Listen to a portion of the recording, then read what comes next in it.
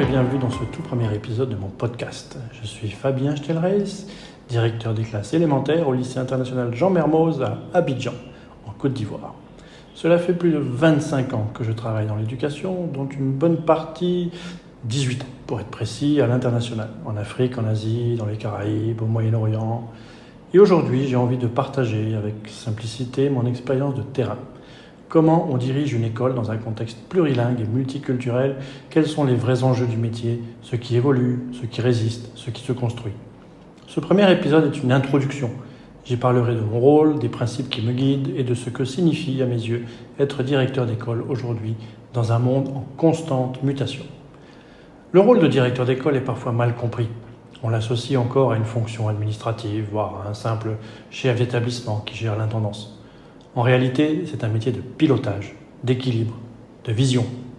Mon quotidien, c'est d'assurer la qualité pédagogique, la cohérence des parcours des élèves, l'accompagnement des équipes, la fluidité des relations avec les familles, les institutions et parfois avec les autorités locales ou diplomatiques, certains ambassadeurs par exemple.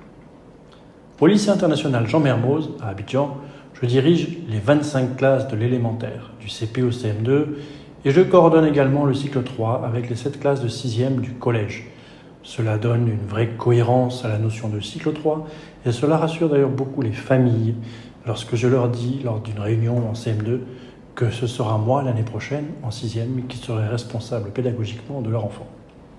Bref, cela représente plus de 50 professionnels à accompagner, des enseignants, des AESH, des personnels éducatifs et environ 850 élèves d'origines différentes. À Mermoz, nous avons 78 nationalités différentes de tous les continents. La charge est lourde, certes, mais qu'est-ce qu'elle est passionnante. Il s'agit de créer un cadre, un environnement à la fois structuré et souple, exigeant et bienveillant, où chaque élève peut progresser, où chaque adulte peut trouver du sens dans ce qu'il fait. Ce qui me guide depuis toujours, ce sont 3 grands principes. Le premier, c'est l'autonomie des élèves. J'ai la conviction que l'école ne doit pas simplement transmettre des savoirs, mais apprendre aux élèves à s'en saisir, à penser, à choisir, à coopérer, à se corriger. Et cela commence dès le primaire, dès l'entrée à l'école maternelle. Le second, c'est le soutien des équipes. Dans des environnements souvent complexes, multiculturels, mouvants, les enseignants ont besoin d'un cadre clair, de confiance, de reconnaissance. J'essaie d'incarner une direction lisible qui fixe une ligne mais reste disponible, humaine et à l'écoute. Le troisième pilier, c'est l'ancrage local et l'ouverture à l'international. Je crois profondément à cette double dimension. Valoriser le territoire, les langues, les cultures où l'on est implanté, tout en connectant l'école à des horizons plus larges. À Abidjan, comme à Hanoï ou à Saint-Martin, aux Caraïbes, j'ai toujours essayé de faire vivre cette tension féconde entre enracinement et ouverture. Être directeur d'école aujourd'hui, c'est aussi être confronté à des enjeux globaux, les effets de la mondialisation, les inégalités scolaires, les mobilités familiales, les défis liés à l'inclusion, au parcours d'élèves à besoins spécifiques, à l'interculturalité, aux transitions numériques. Et malgré ces défis, ou plutôt, je dirais, grâce à eux, ce métier a du sens.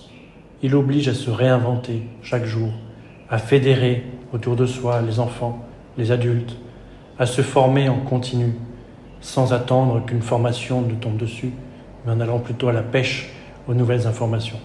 Ce que j'aime, c'est que chaque jour, j'apprends. J'apprends de mes collègues, j'apprends des enfants, j'apprends tous les jours. En observant mes élèves, en échangeant avec mes équipes, en adaptant mes décisions. C'est aussi un métier profondément humain. On travaille avec des enfants, des familles, des adultes engagés, des cœurs entiers, des cœurs brisés parfois. C'est un métier de présence, de parole, d'écoute. J'essaie de construire une culture d'établissement où chacun se sent à sa place, où le projet commun est clair et où les décisions ont du sens. Voilà pour cette introduction. Ce podcast, je le vois comme un espace de partage. Pas de grandes théories, mais des retours d'expérience, des pratiques de terrain, des projets concrets. Dans les prochains épisodes, je parlerai par exemple d'une réorganisation des processus d'évaluation qu'on a mené à Dubaï, d'un projet d'inclusion à Saint-Martin, ou encore du rôle du directeur dans la formation continue des équipes. Si ces thématiques vous intéressent ou si vous souhaitez simplement suivre ce qui se passe dans les écoles à l'international, je vous invite à me retrouver sur LinkedIn et Instagram. Merci pour votre écoute et à très bientôt.